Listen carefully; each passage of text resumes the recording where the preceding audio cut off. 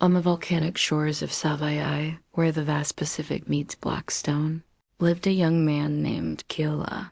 He wasn't born a chief, nor was he the strongest warrior, but he possessed a gift unlike any other. From birth, Keola could hear the voice of the ocean. It wasn't just the crash of waves or the hiss of the foam. He heard its stories, its warnings, its deep, ancient soul. The villagers called him the Tide Listener. For Keola, the ocean was a living entity. He would spend his days sitting on the sun-warmed rocks, his long dark hair tied back, listening. He could hear the joy of a school of fish playing in the currents, and the sorrow of a coral reef slowly losing its color. He learned the rhythm of the tides not by the moon, but by the ocean's breath, a slow, steady inhale and exhale that told him when it was safe to fish and when the sea demanded solitude. One season, the fish grew scarce. The nets came up empty, and hunger began to whisper through the village. The elders grew worried, their faces etched with concern. They had followed all the traditions, made all the proper offerings, but the ocean remained silent and stingy. They turned to Keola, their last hope. "Listen for us," the chief pleaded. "Ask the ocean why it has turned its back on our people."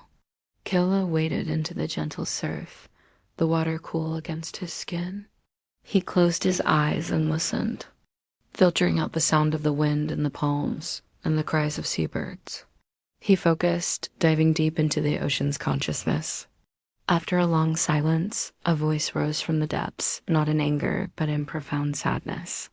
The ocean spoke of a wound, a sickness deep beneath the waves, a darkness that was slowly consuming its life force. It was a lament, a plea for help. Woken from his trance, Keola knew what he had to do. He told the villagers not of an angry god, but of a wounded friend. He explained that something was poisoning the water far below.